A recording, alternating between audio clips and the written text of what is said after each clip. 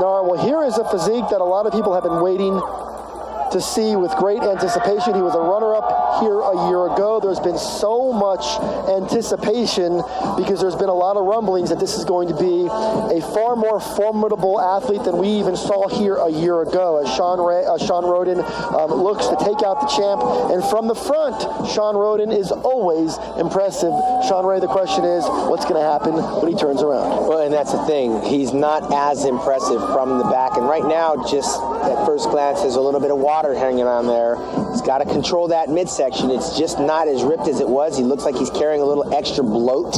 That's what I'm going to call it, because he's known to have one of the smaller waistlines in the industry, but right now he still looks like he just had some food, and that stomach needs to come down a little bit. The side chest, he's always good in. The slight triceps is what really hurts him, but when he turns around to the back, and this is where this show's won and lost, you think of Lee Haney, you think of Dorian Yates, you think of Ronnie Coleman, and you think of Phil Heath. When you turn around to the rear, you better be ready.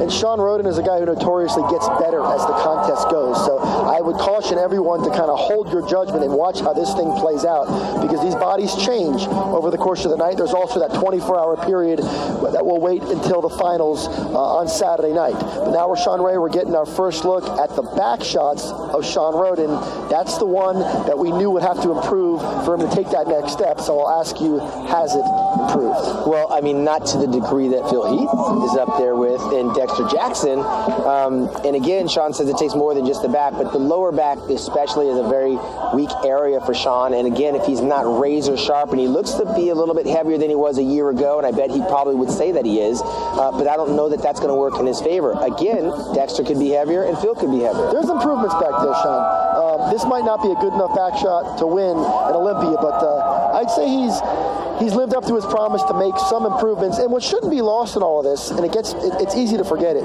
when we talk about Shawn Rhoden, we're talking about a guy who for 5 years in a row has been top 4 at this contest. This guy's trying to put together a Shawn Ray type of streak of being an elite bodybuilder for a long time. And he took off a 7-year break before he came back and won the